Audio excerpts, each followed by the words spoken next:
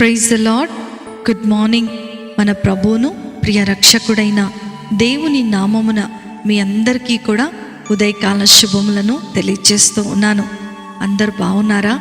దేవుని శాశ్వతమైనటువంటి కృప, ఆయన నిత్యమైనటువంటి సన్నిధి ఎల్లప్పుడూ మీతోనూ మీ కుటుంబాలలోనూ నిలిచి ఉండునుగాక. నా ప్రియమైన దేవుని బిడ్డలారా, యేసుతో అనుదిన ఆత్మీయ ప్రయాణం నాతో పాటు అనుదినము కొనసాగిస్తూ అనుదినము దేవుని వాక్యములో మీరందరూ కూడా బలపరచబడుతున్నందుకే దేవునికి మహిమ కలుగునుగాక. నేటి దినవాక్యము దానియేలు గ్రంథము 10వ అధ్యాయము 19వ వచనము. నీవు బహుప్రియుడవు, భయపడకుము, నీకు శుభమవునుగాక, ధైర్యము తెచ్చుకొనుము. హల్లెలూయా. నా ప్రియమైనటువంటి దేవుని బిడ్డలారా, ఈ లోకములో జీవించేటువంటి మనుషులను భయం ఎప్పుడు కూడా వెంటాడుతూనే ఉంటుంది. ప్రతి ఒక్కరూ ఏదో ఒక దానికి భయపడుతూనే ఉంటారు. ఎంత ధనవంతుడైనా, ఎంత బలవంతుడైనా, ఎంత భక్తిపరుడైనా ఏదో ఒక విషయంలో భయపడుతూనే ఉంటారు. బైబిల్లో మనం గమనిస్తే చాలా సందర్భాల్లో దేవుని బిడ్డలు భయపడుతున్నప్పుడు దేవుడు తన దూతలను పంపి వారిని ధైర్యపరిచినట్లు మనం చూడగలం.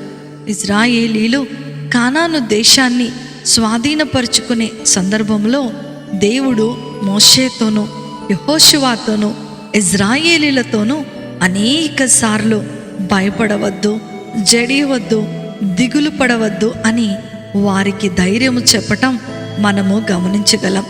అనేక రకాలైనటువంటి భయాలు మనుషులను ఎప్పుడు కూడా వెంటాడుతూనే ఉంటాయి. నా ప్రియమైన దేవుని బిడ్డలారా, ఎందరైతే దేవుని మీద ఆనుకుంటారో, ఎందరైతే దేవుని మీద విశ్వాసాన్ని ఉంటారో వారు దేనికి భయపడరు అని దేవుని యొక్క వాక్యము సెలవిస్తూ ఉంది.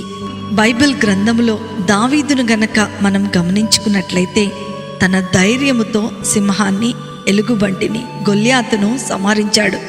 షడ్రక్, మెషక్, అబద్నెగోలు రాజును ఎదిరించి ప్రాణాలకు సైతము తెగించగలిగారు.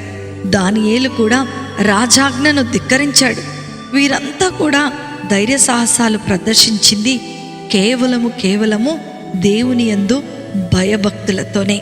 తమకు అండగా దేవుడు ఉన్నాడన్న భావన వారిలో గొప్ప ధైర్యాన్ని కల్పించింది. అందుకనే వారు దేనిని లెక్క చేయలేదని దేవుని యొక్క వాక్యము సెలవిస్తూ ఉంది. వారు ఎంతగా తెగించారంటే దేవుడు వారిని కాపాడకపోయినా సరే రాజాజ్ఞకు లొంగకూడదని నిర్ణయించుకున్నారు. దేవుని మీద నమ్మకం ఉంటే చాలు, ఎక్కడైనా సరే ఎవరికైనా సరే ఎనలేనటువంటి ధైర్యము వచ్చేస్తూ ఉంటుంది. మనం దేనికైనా భయపడుతున్నామంటే మనం దేవుణ్ణి హృదయపూర్వకంగా నమ్మనట్లే.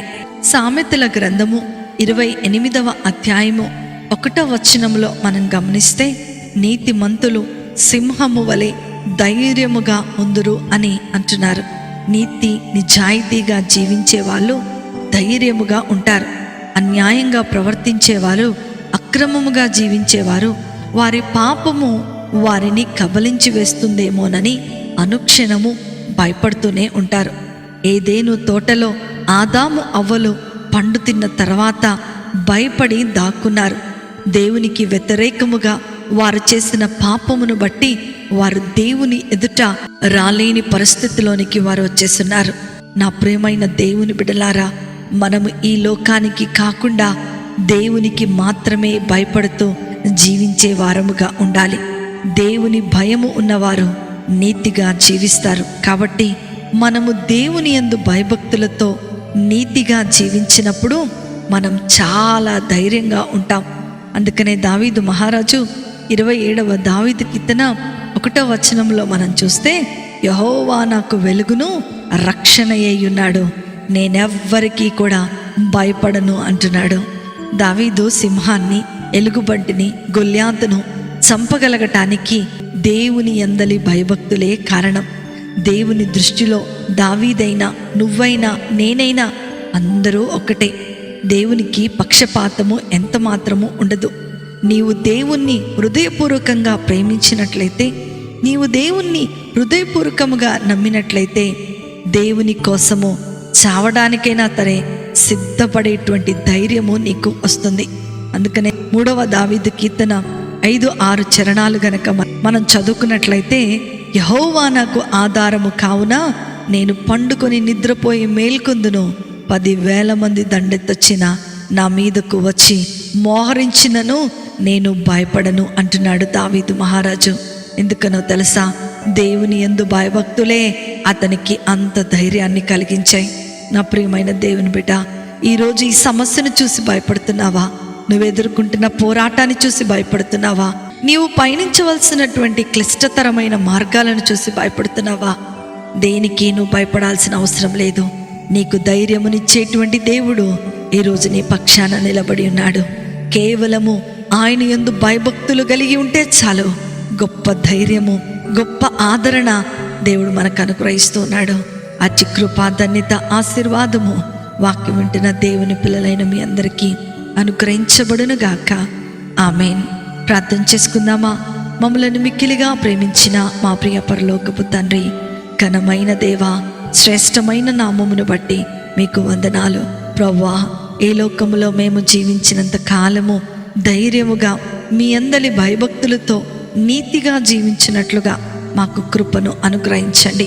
విన్న వాక్యము ద్వారా అనుదినము కూడా మా జీవితాన్ని నూతనపరచుకొని నీతో నడిచేటువంటి జీవితాన్ని మీరు మాకు అనుగ్రహించమని నజరేయుడైన యేసుక్రీస్తును శక్తి కలిగిన నామములో అతి వినయముతో అడిగి వేడుకొనుచున్నాను తండ్రి.